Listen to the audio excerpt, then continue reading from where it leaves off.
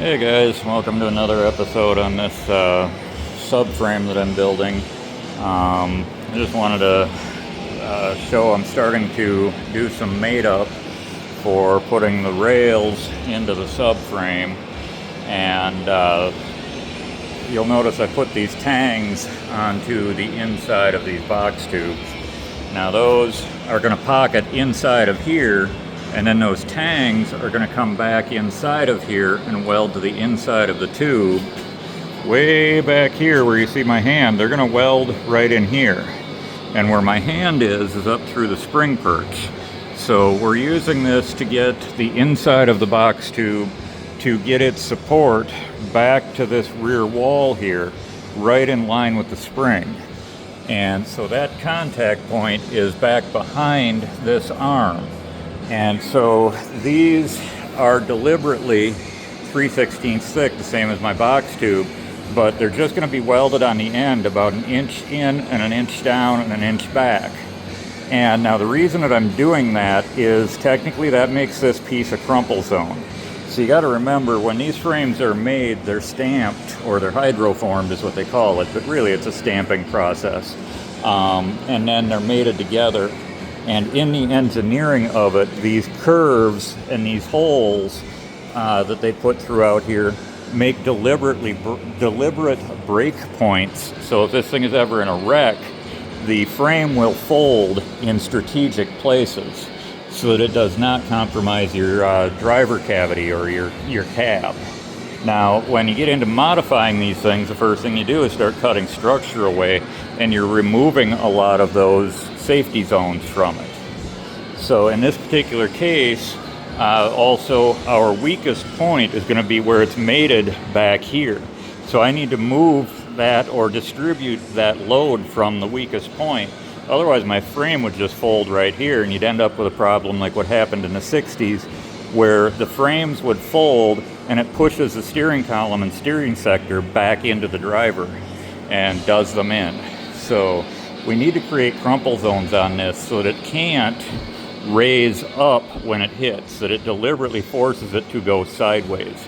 So I'm doing that by putting this tang on here and then welding the outside. And then when I do the outside of the piece here, I'm going to overlap the outside of this tube and do a nice structural piece here that'll follow around to here. And what that's going to do in theory is, in a head-on collision, the frame will have no choice but to buckle in on itself. So both of these sections have to move inward if they're going to move, which means it's going to trash the engine, but the frame will stay inside of its own footprint rather than breaking, shearing, or tearing away. So it's one of the things you've got to keep in mind when you start building stuff like this is it's great to build something that's going to go down the track real fast, let's say, but you've got to anticipate if your car is capable of doing 120 to 160 miles an hour, there's a good chance that at 120 or 160 miles an hour, you're going to hit a chunk of concrete at a really high velocity. And you've got to build your car to absorb that impact, or build in a driver cage or a safety cage that can absorb that impact and keep the driver safe. In this case, I'm building a road car that'll probably be capable of 120 miles an hour. And so I've got to anticipate that if somebody cuts me off or short stops or hits me in the side, that I've got to be able to have a crumple zone in there so that it doesn't break the frame and either hurt me or hurt somebody else. So it's one of those things, like I say, if you start modifying frames, make sure that you anticipate the crumple zones and the load. Now the other thing that I'm doing here is I'm making this frame fairly long, and that's why I'm using 3/16 box tube. That box tube is way bigger than most people use for street rods. Usually you see them use 2x3 box tube and it's eighth wall, and you'll watch these street rods and they're flexing.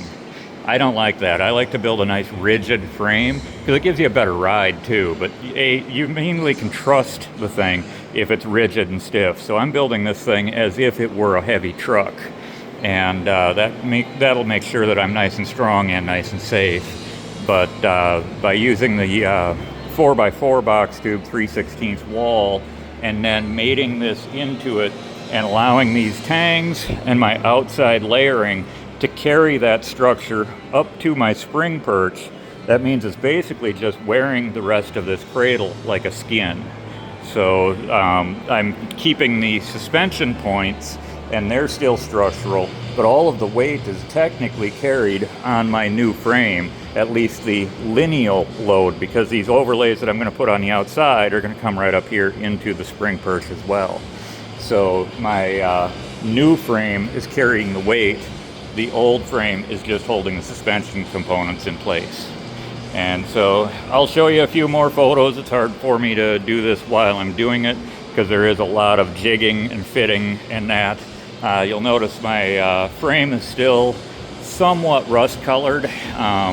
You could spend decades on this thing trying to wire brush all of the rust off, but that's where our OSFO will come in when I paint this after we get it all welded up.